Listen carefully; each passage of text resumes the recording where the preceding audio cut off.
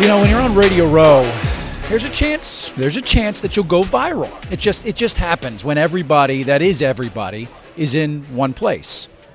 Well, that happened for the Tampa Bay 55 podcast, the Super Bowl host committee, and CBS Tampa Bay yesterday, as our little area here decided to, make an appearance on basically everywhere on the internet. Well, here's the thing. I was confident there would be an altercation at some point in booth 144 right here. Not between you and I, though. I thought it would be you and I at some point. You showing up late after an unbelievable night on South Beach, and me being so mad because guests are waiting on you to come. But no, all of a sudden, as a viral feature on ESPN, MMA, and just about every other Bleacher media Report, outlet, you can keep rolling them off. You are videoing it. I'm hiding under the table, fearing for my life. Tell our listeners if they were one of the few that didn't see it, exactly what happened as an eyewitness account. Welcome to the Tampa Bay 55 podcast. There's a little tease of what went down yesterday. Rob Higgins and Ryan Bass here with you on Radio Row, as we'll be here all week long leading up to Super Bowl 54 in Miami, getting ready for Super Bowl 55 next year in Tampa Bay. If you didn't see it on the internet, right by our set here on Radio Row. We're one of the last tables, by the way, all in the way in the back, because they put the important people in the back. They do, just to save extra space. It's just like VIP in the club. So you got to be private, secluded. It's our home away from home. Where's my bottle service in that case? So we're all the way back here in the back because Rob has pull, so we got a really good spot back here. So there was almost a throwdown, and if you didn't see the clip, it went viral on Bleacher Report, ESPN. It was almost an MMA brawl back here. UFC champ Kamaru Usman, BMF champ Jorge Masvidal, they were chirping at each other. Those two, about to get in the ring in a little bit, those two were chirping at each other. There was some words thrown around that we can't say on this podcast. I legitimately thought that we were going to have to break down this set because it was going to be Royal Rumble right here on this table. If Laney and Landon are watching and listening, turn the volume down because you're right. Not suitable for work in terms of some of the exchange. Thankfully, it ended up fizzling out, but not before our backdrop and our setup made national news. If you haven't seen it, go look at ESPN MMA. It's right there. Me turning around as I'm trying to work, diligently to get our podcast out there to everybody that wants to listen to it. And then right behind me goes an entire commotion. It lasted about 3 minutes. It felt like an eternity. I thought that they were arguing over whether you or I were the bigger star. And clearly, I won out because nothing happened there. Right. It was a scene. What the best part of it was, that wasn't even my favorite viral video of yesterday. My favorite then, last night, as I'm in Club 321, working on some NCAA bids. It was bumping, huh? As I'm working on, I get this video sent to me. And it's my main man, Michael Kelly, on the half court or on the full court at the USF women's game, dancing his rear end off. It was unbelievable. I'm so proud of. I shouldn't even call him Michael Kelly. His nickname is the Iceman, and the Iceman made a comeback last night, and it was unbelievable. Did it compare though to whatever you got into last night? I'll tell you, I saw the moves that Michael Kelly had. He's got, look, and I love my boy Danny White over at UCF, but Michael Kelly's got maybe the best moves of any AD in the country. He can move his feet. I talked to him at 7 a.m. this morning, and we were sharing a lot of laughs over it. And what I told him is our multimedia folks are chopping up that clip into about 10 different GIFs. And from now on, this point forward, anytime we're awarded an event at the Tampa Bay Sports Commission, when we post about it on social media, the celebration. The shoulder roll GIF from the Iceman is making a debut in celebration. I absolutely love it. Speaking of Michael Kelly, of course, he was on that committee, the College Football Playoff Committee. He was a very important piece in bringing that championship game to Tampa in 2017. We're going to have Oliver Luck, who is also the chair of that College Football Playoff Committee, who was responsible basically for choosing the teams that were going to compete in that 2017 game. He's going to join us on the podcast today. We got a lot coming up. Derrick Brooks will be here. He's stopping by. Very busy man, of course, as everybody wants a piece of the gold jacket. Mr. Number 55, who's on the all-time 100 top players team, which you can see down here at the convention center. Derrick Brooks is a busy man these days. We knew when he was coming because all you saw was this scrum across Radio Row. And so then I'm like, oh, Derrick's here. There's here. And you know what? We got a few minutes with him. So how lucky are we? Again, pull that you have, Rob. You get Derrick Brooks, a Hall of Famer, on the pod. It's amazing. DB, the best part of this interview, which you'll hear, is he gets into just how much he's doing here. I mean, for him and I, this is a total business trip. 2/3 of the podcast is a business trip. 1/3, having a little fun. I like to have a little fun. You know, somebody has to experience the full aspects of what Miami has to offer. And if I have to be that guy, I'm all right biting the bullet for it. We appreciate you stepping up. Look, we are all living vicariously through you. I'm doing my due diligence in trying to enjoy my hometown city so that way I can preach the gospel of Tampa Bay next year and how great our city is. You know, I'm spreading the word out and about. You're preparing in your way. Exactly. I'm just making sure people know about the Tampa Bay 55 podcast when I'm out on South Beach. Speaking of, I mean, you had a good time at Club 321 last night, right? We just did. Hammering out some NCAA bids. We did. Between emails and texts and everything else, it was extremely productive. I had the podcast going in the background and whatnot. Right. But as we talked about in yesterday's show, literally come this Monday, we have a ton of bids due with the NCAA. So events like the Frozen Four and NCAA volleyball and the men's basketball tournament and a handful of Division II championships as well. So we are grinding them out. Jason Augie and Tony Diaz and our team have done a masterful job, and then I'm reviewing overnight and putting my 2 cents in as well, and we're going to be ready to roll. Rob is juggling many things as we're down here in Miami. He's taking in the sights to prepare for Super Bowl 55 and, of course, every other big event we've got coming to Tampa Bay. My friend, went down to South Beach just to take in the experience because I was jealous that you had gone a day before and didn't invite me, so I felt I had to go by myself and really just explore down there on Ocean Avenue. Had quite the dinner, a little Chilean sea bass at the Avalon. Very nice. Very good. Yes, very, very good. And our producer, Brian, who's been a big part of this podcast, he and I decided, let's go for a little stroll down South Beach. Got to see the activations. We'll go into that in just a second. But we walk up to the Clevelander. Me being from Miami, one of my favorite bars on South Beach. Been there a number of times. ESPN studios are there. That's where the Dan Le Batard show broadcasts out of. And we're like, you know what? Let's go in. Let's get the experience. Brian's never been there before. I wanted to show him a good time.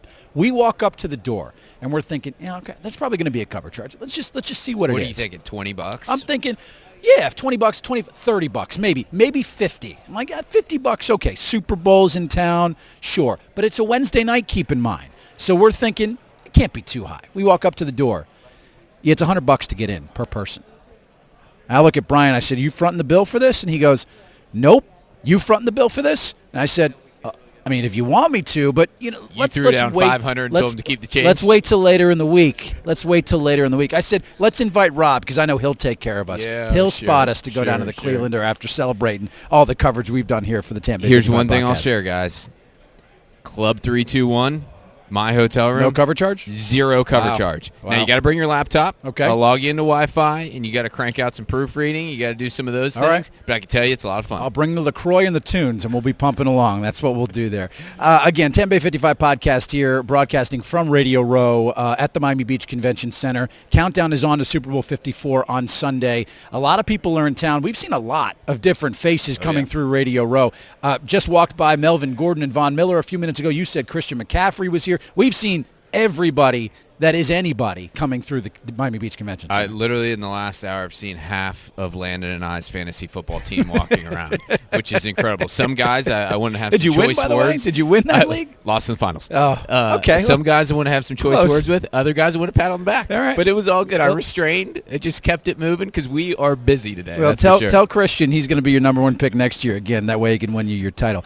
We did see Derrick Brooks. And DB down here, of course, the co-chair of the Super Bowl LV host committee. I feel like you and him are in sync here, my man, because when you listen to our interview, he's down here taking it all in, and I feel like I was listening. I had deja vu listening to the two of you because both of you were taking notes on your experience down here. He's an incredible leader, and I can tell you we talk constantly about what we need to look for, about what we need to do. I think I've mentioned it before.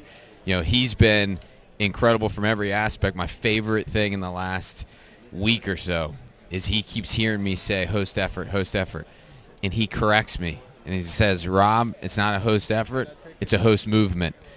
And that's so true when you think about all the different moving parts of a Super Bowl. And he's looking at it from every lens. He's got some pretty unique lenses to look at it from. Sure he does. But we're just so excited to be comparing notes each day, talking about how we think things will take a Tampa Bay spin come next year, and it's been awesome. If you didn't hear one of our first podcasts, we had John Lynch on, and he described the fact that when they made it to the Super Bowl, he had to call a few people to invite him to the suite for Super Bowl 54 Sunday in Miami. And one of his first calls was to Derrick Brooks. Here's our interview with number 55 here in Miami as he describes what will be an awesome experience on Sunday.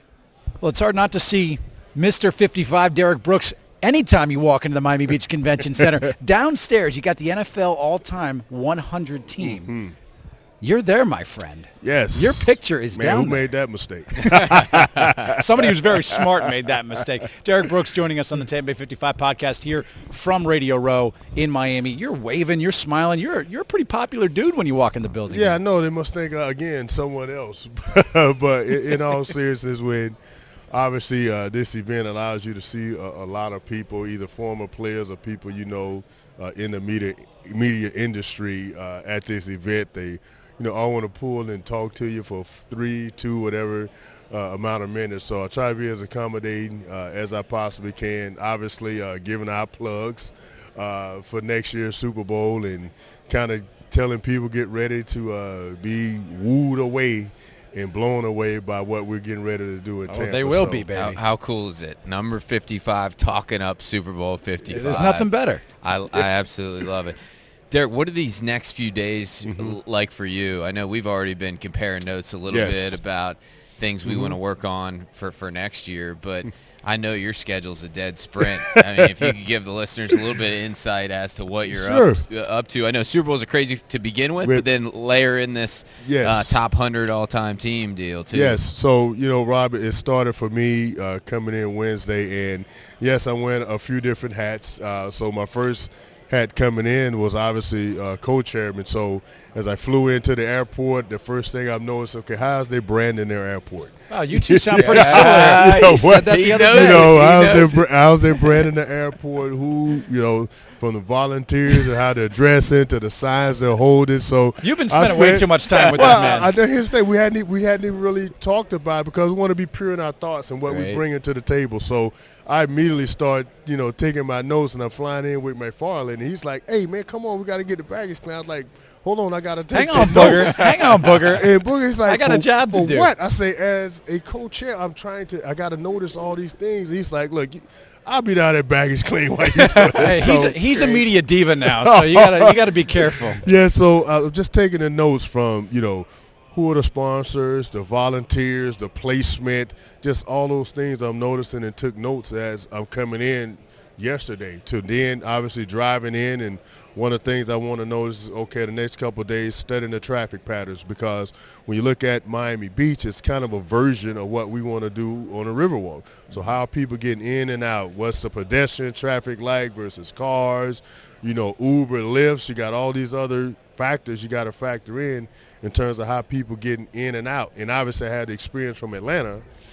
So just obviously being prepared to do that. And then the people who we got to connect with. And obviously that's why I lean on Rob here. And, hey, how do we strategically place myself in situations in terms of talking to people, in terms of what they're looking for, dividing the NFL up. Okay, these are the people that I need to be focused on, Will, Rob. So, again, finding different ways to come up with the best strategies and strategic plan for us and see what fits in Tampa.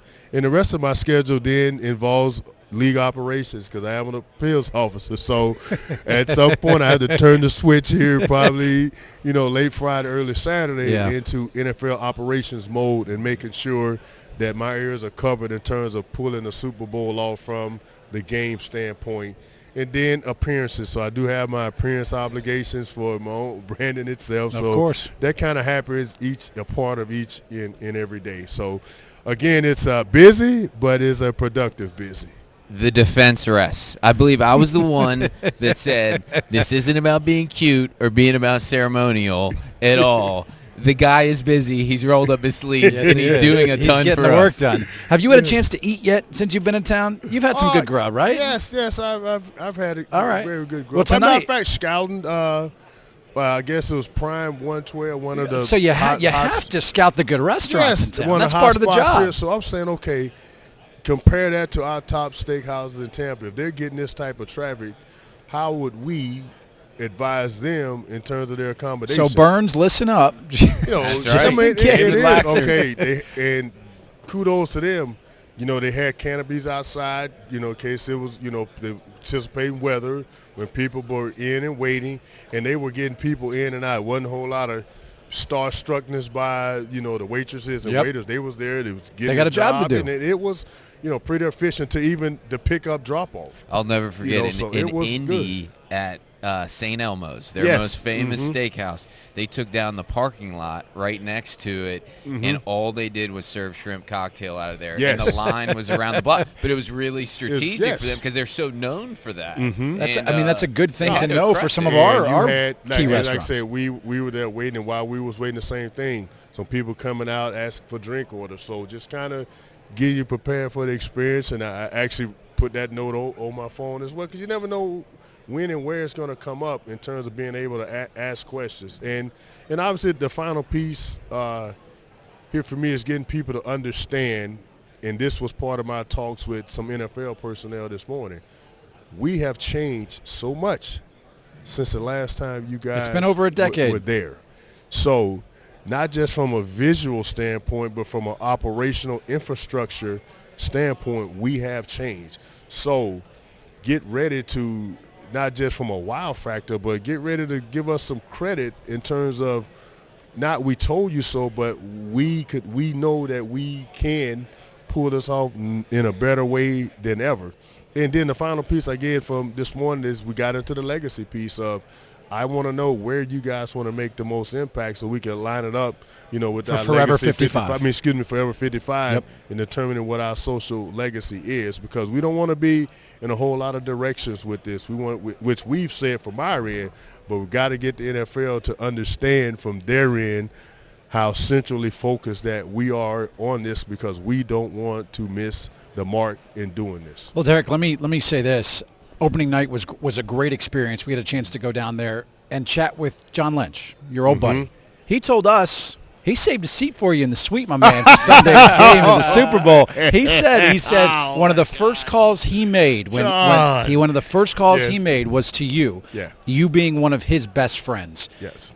What's that moment going to be like for you to be in that box watching the Super Bowl as he helped construct a team and lead them there? Man, I honestly, got emotional when John called and asked me to do it, because he was very emotional in his ask, and he was just, sharing how important this was to him. And I said, man, you don't understand how blessed I am that you would call and ask me to share in this experience with you and your family. I say, and just know I will clear all my NFL operational duties by kickoff to come and join you in watching the game. And we've done that a couple times at Ray J, watch games, and this is a little different. But I say, so this probably going to be nowhere near that experience of watching the game. But I'm more or less there just to be a show of support to him, and to see, it's a few people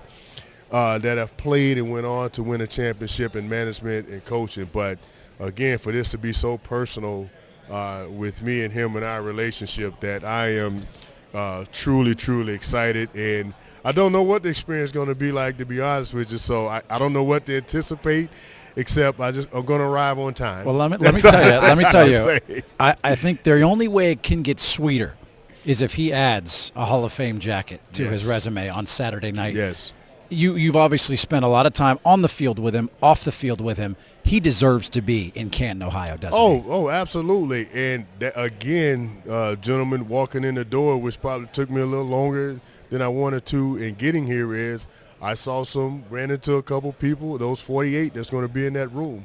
So I had to take my 2 or 3 minutes to, hey, what other questions do you have that I can answer about John Lynch? And I was able to bring a couple educational points to a couple guys. I've said some things like, I never thought of this, or that's interesting that you said that, or, Ira Sharif, they said this, but you brought a level of detail that, okay. So, again, I've done this now for 8 years, but I just feel, really, really strong. And maybe it's because of everything happening with his team being here and the fact that I've talked to more voters to plead a case for John than I have in the past. And I hope it swings the pendulum that way, to be watching the game and hug his neck at honors and welcome him in, and then again to watch the game with him, knowing, man, he's my teammate forever now and can. Again, you talk about baker cake, icing on it, all those good things, and hopefully end it with a 49er victory.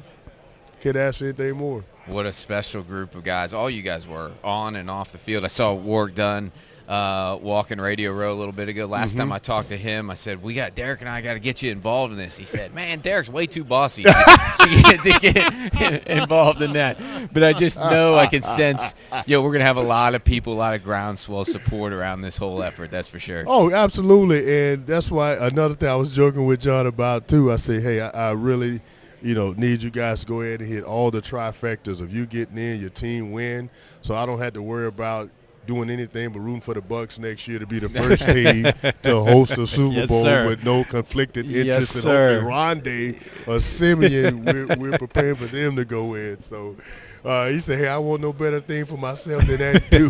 So, well, Derrick, thanks so much for joining us again. I can tell, you can tell, listeners, you can tell, Derrick and I are treating this like a business trip. Yes, it All is. the partying is on Ryan's shoulders. I got you guys covered. Carry the party. It looked like he can handle it. The show's pretty broad.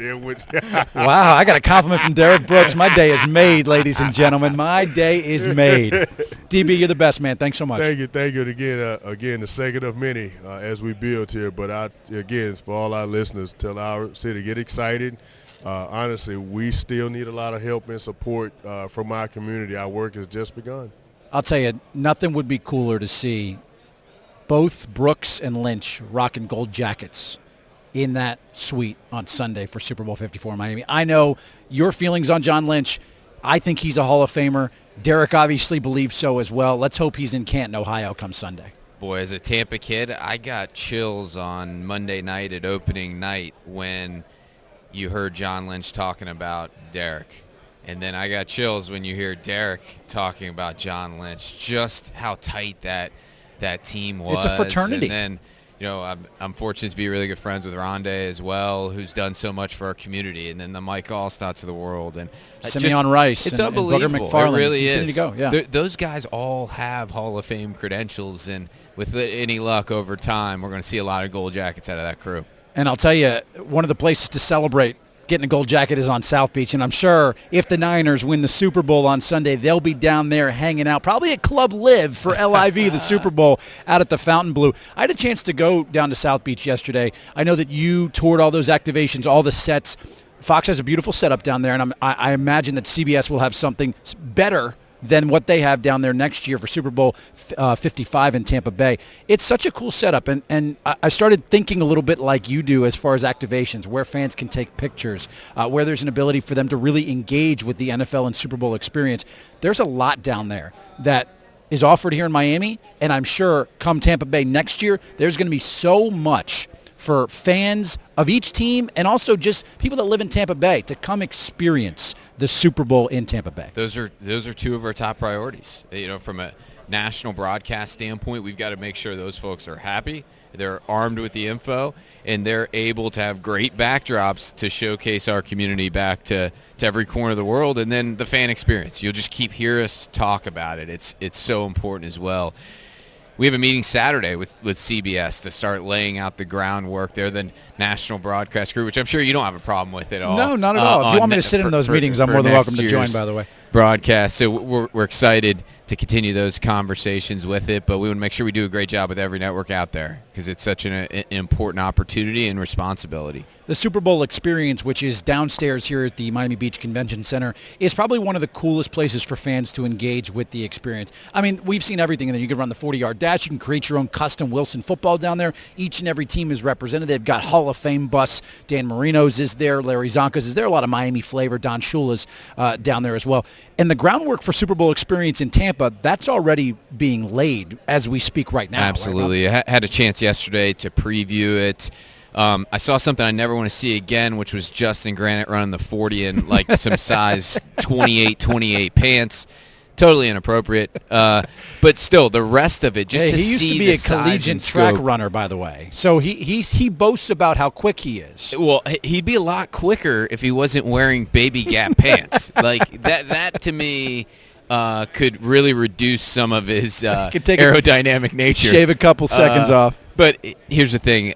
As I went through it, and I posted this on my Twitter as well, the game, Super Bowl, the overall event has grown each and every year, and on a parallel path, so is Super Bowl experience. I mean, you look at the activations, you look at the way they engage fans, it's truly incredible, and it's really important.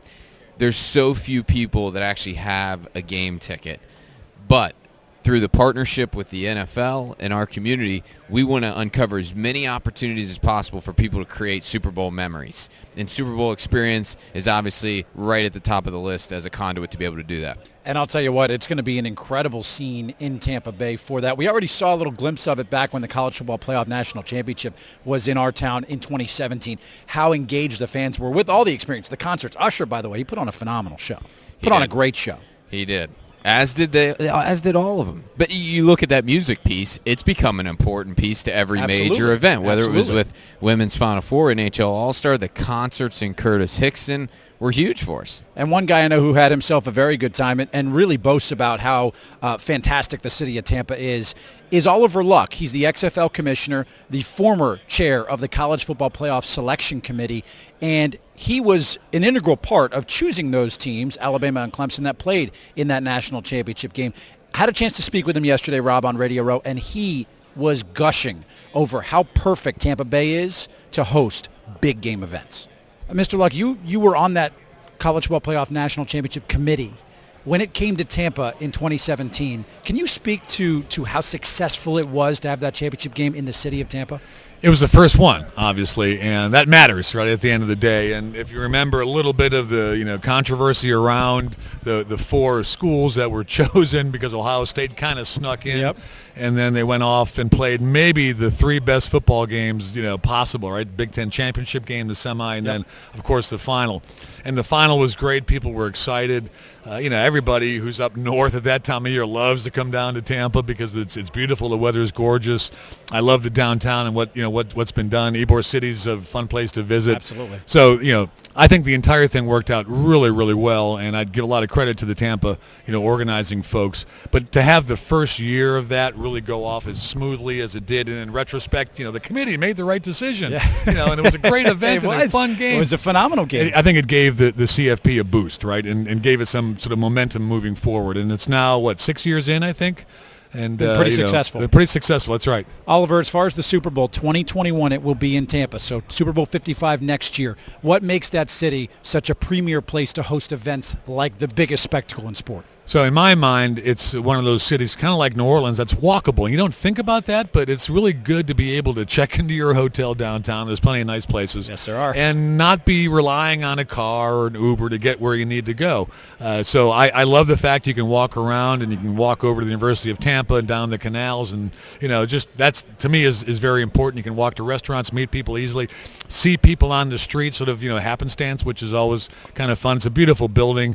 It's a short drive from downtown, obviously, but the way the sort of pregame activities have been set up historically, I think, is very attractive. It to me is right up there with any of the other big cities in this country in terms of the ability to host major events. Oliver Luck did with the College Football Playoff National Championship, that entire committee, both the selection committee and their management committee. It such an incredible opportunity for us to host the very first college football playoff national championship in the Southeast. You're going to see a lot of the blueprint we used for that event with the Super Bowl game plan next year as well. You know, the other great thing about the College Football Playoff National Championship was how we were able to really leverage our destination from a marketing standpoint with colleges from around the entire country.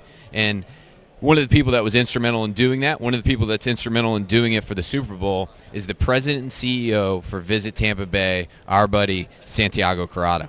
So we have talked a little bit about WrestleMania and obviously a lot about Super Bowl, but when it comes to WrestleMania, I keep speaking about my tag team partner. We are so fortunate to have an incredible relationship between our host committee and Visit Tampa Bay. And with us is none other than President and CEO of Visit Tampa Bay, Santiago Corrada. Welcome to the show. Thanks, Rob. It's great to see you in Miami and not hanging around at the office. I heard you had the big show. I guess I'm the little show. Yeah, right. No You're vacation. always the big show. You're no always vacation in Miami for either of you, but I must say, No. Santiago, I asked you this earlier. Your hair, how do you get it so pristine and perfect? It is sensational, my friend. Pert Plus. Are you plugging Never products change. too, Pert like everyone Plus. else in here? Mine takes 5 seconds to do. I think his may take a little longer each morning Yeah, to about do. 50 minutes to do it. I'm right on par with you, about 50, but I got a lot less hair than you. Man, how cool is it? You got the Super Bowl coming to Tampa Bay. So many events, as Rob alluded to, and I know that you've got your fingerprints all over it as well. But is there a sense of adrenaline rush for you, knowing that the biggest spectacle in all of sport is coming to your city that you call home? Yeah, absolutely. You know, we've been on these so many years out, right? And you go in and you do your thing to make sure that it comes to your destination, to your hometown, and then you plan for so long. And then when you're a year out, it really starts to kick in, right? Hey, now we're on the clock for real. I mean, we've got a year to make sure that we can execute what we promised we would execute. And the great thing is that, you know, we've got consistency in the team. There's a Rob Higgins, there's a Santiago, there are folks in law enforcement, city, county government, the airport, who have done these events. So the consistency, the adrenaline of being here, it's great. Florida gets back-to-back Super Bowls. Yep. How fantastic is that for our Nothing state? better than sunshine and yeah, Super Bowls. Absolutely. So very exciting. Speaking of adrenaline, you and I went in and did this presentation for this year originally, if you remember. So, you know, we're bidding on that 2019, I'm sure you won't forget about 2020, that. Never forget 2021. The adrenaline involved going and doing one of these pitches is truly incredible. You go in front of the 32 NFL owners and Roger Goodell introduces us. Maybe share with the listeners what it's like from that standpoint. Yeah, you know, the announcements are always great, right? And everybody celebrates the announcement. We got one, but the two guys that have to go in there and sweat it out are sitting here with you, and I can tell you it's intimidating. You know, you're going in, and you know these are very, very important people that are going to pick your destination or not. And so, yeah, the adrenaline is running there, and you know, Rob and I have done so many of these, but even I think our juices get rushing a little bit right before you get that announcement to get on and do your show. And I tell folks, you know, it's anxiety riddled when you're having to get up there and pitch your destination. And we're so passionate about our home. You know, Rob and I love Tampa, love Hillsborough County. We get to tell that story all the time. But yeah, it is intimidating. And then, you know, all the planning that goes behind it, Rob. I mean, you know, few folks know all the hard work, all the Can you give me an insight, though, of what that you know, bid is like, that you're standing in front of those owners and you're pitching why Tampa Bay should be the host for Super It's Bowl? the work that goes on even before the presentation, right? You know, Rob and his team, and we help put together this humongous document that is a bid full of all kinds of promises and things you're going to do, and all the pieces that have to come together. There are pieces for airport in there, law enforcement, county, city support, destination marketing. I mean, on and on and on, and these bid books are put together, and that takes a whole lot of time, and our team does it more creatively than most folks. You know, most people wouldn't just submit, you know, a notebook with stuff. Of course. You know, we really ramp that up, that presentation of the bid book, and then going in there and doing that presentation before those owners and saying, you know, pick us because we're special, because we're different, I think is again, anxiety riddled. But, you know, again, we know what we have to offer. We know what we've promised. You know, we know how we've done these in the past, and we know that we can do them even better going forward. You know, talking to somebody earlier, Tampa continues to evolve. So every time you come back to Tampa, there's something new and cool. Right now, Rob and his team got to do a test run for college football national championship game on the riverfront, and now the Super Bowl gets to enjoy that footprint. And, there's a lot of interaction with the water there. It's not that you're walking along this sidewalk. You can jump out on a pirate water taxi. You can jump out there on a paddleboard. You can do a water bike.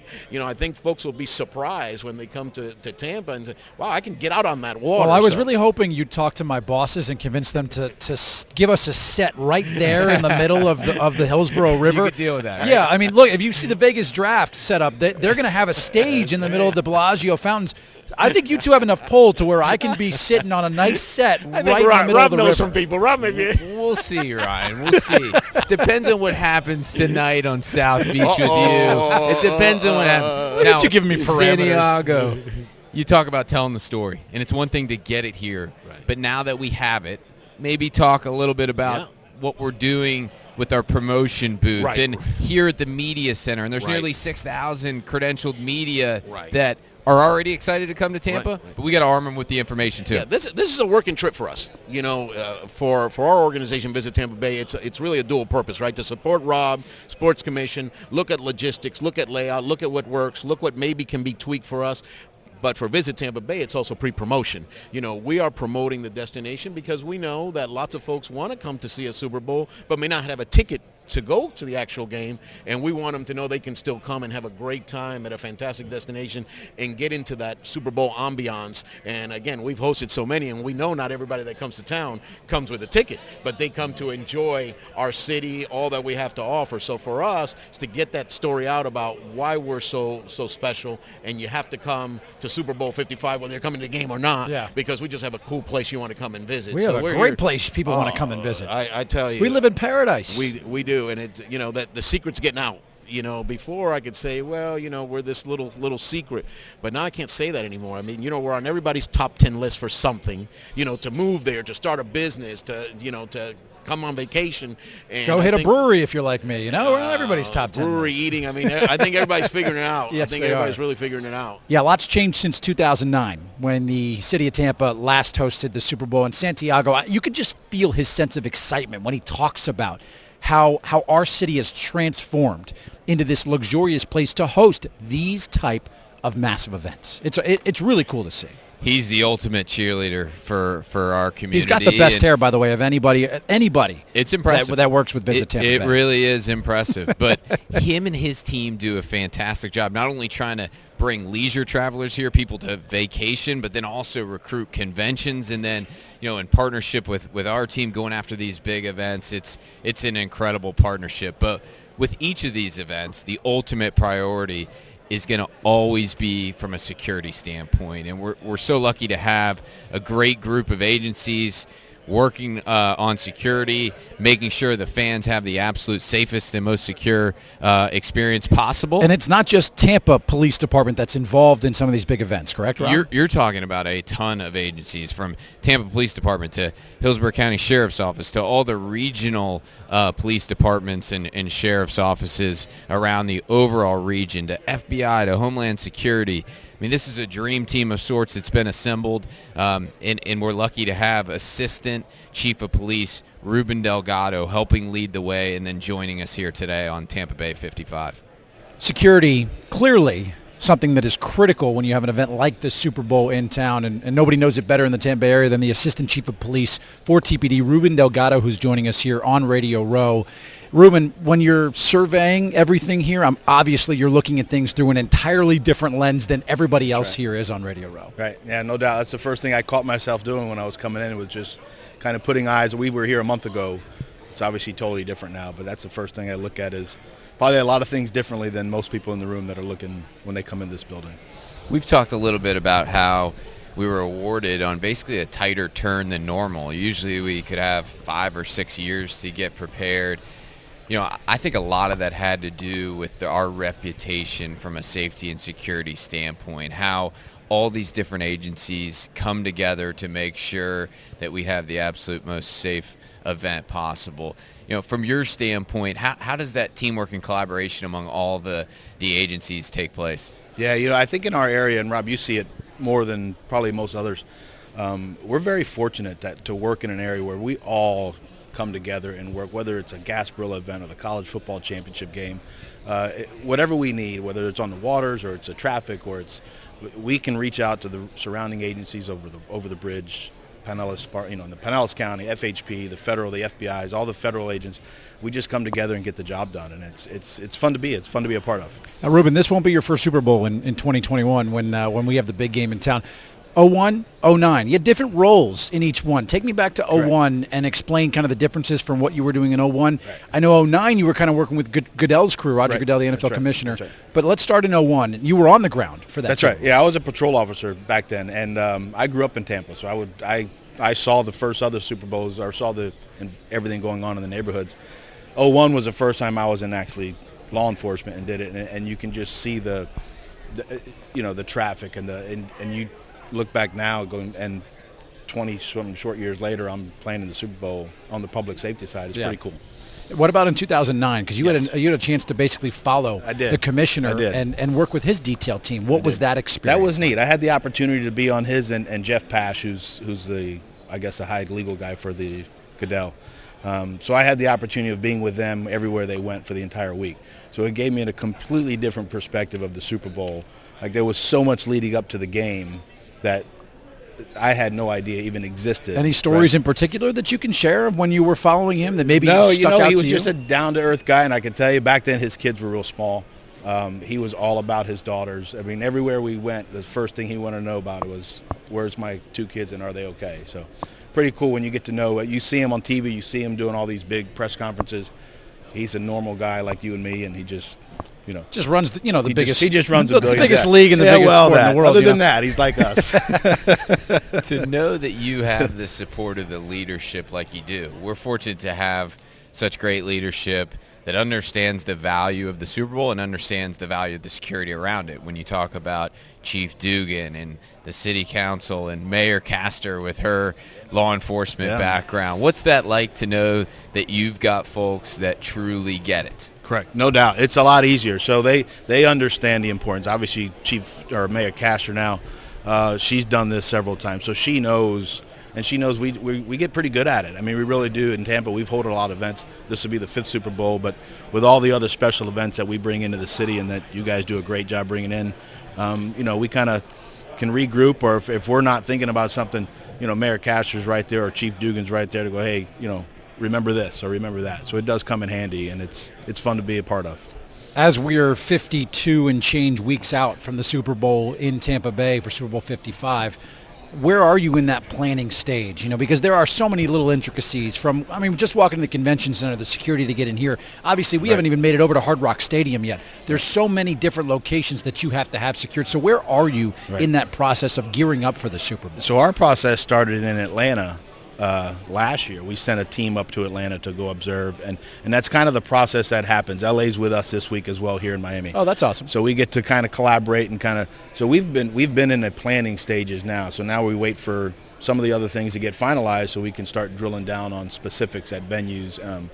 But the overall planning, the overall idea of what we're going to do and staff and the partners that we're going to need, because it's going to take the entire region to put this together. We start making those phone calls, having those meetings, and getting everybody in the same room. Somebody who certainly knows a lot about security is Mayor Jane Castor from the city of Tampa. She was in the command center in 2009 for that Super Bowl between the Steelers and the Arizona Cardinals. She has a really unique perspective, obviously now being in a different seat than she was back as the chief of police for Tampa. But I had a chance to speak with her, Rob, a few weeks ago. She's here in Miami. She's taking it all in, and she had a really unique perspective on not just the city of Tampa hosting the Super Bowl, but how to be on point and prepared from a security aspect as we get ready to host Super Bowl 55 in 2021. As far as a Super Bowl is concerned and going down there, like, what's your vantage point? What are you going to be looking at? Because obviously you're going to see things a lot differently than maybe I'll be watching it or somebody on TV will be watching. Without a doubt. And it's true. Most people that go to the Super Bowl, their focus is going to be on the actual football game. My focus will be more on the security issues, just from my past as a law enforcement officer. and then the special events and how those are woven into the main event, into the Super Bowl. So I'll be looking at it more from a practical standpoint than, the actual points on the scoreboard. And the Super Bowl is such a massive event, and obviously you've been able to deal with some massive events in the past. This city, though, Tampa, obviously you're from here. You've worked, 30 plus years in law enforcement here. What makes this city specifically perfect to host the Super Bowl in 2021? Oh my gosh, how long is this podcast? Because we can make it as long as you like. We have, this is the perfect place. It really is, and it's not. Although it was awarded to the city of Tampa because we are the NFL host, it's for the Tampa Bay area, and we just have so many amenities that are attractive nationwide, not only in the city of Tampa, but St. Pete and Clearwater as well. If you look at those, the unique characteristics that each city has that are attractive, around the world. And so that's one of the many reasons that we are the perfect host site here in Tampa. As far as security is concerned, because I love the perspective that you bring, having been in law enforcement. Now, you weren't chief in 2009 when the Super Bowl was here, correct? Right. I was chief later in October. I was appointed chief by Mayor Iorio. I'm sure you can't run through everything, but give me an idea or perspective so people can understand what that day, and maybe everything leading up to that day, was like for you, being in that command center and basically overseeing and implementing security for one of the biggest events in the world. Right. It really is incredible, and the general public, rightfully so, really doesn't know what goes into ensuring the safety of the event. We want it to look seamless and simple, that we're keeping all of those fans safe throughout the Super Bowl events leading up to the game. But if you were to go into the Joint Operations Center, into the command center, there are just a myriad of agencies in there, public, private, local, state, and federal, from aviation, tracking all of the airspace, all the way down to marine units in the water, dogs, bomb units. We have it literally covered from A to Z when it comes to security. I remember back in 2001, and there was talked about facial recognition security Yes. at the time, and I know that you weren't necessarily tied to that, but you had some comments on it. I know there was some public backlash to it. As far as advancements in technology, how has that helped the security for an event like the Super Bowl? It has helped.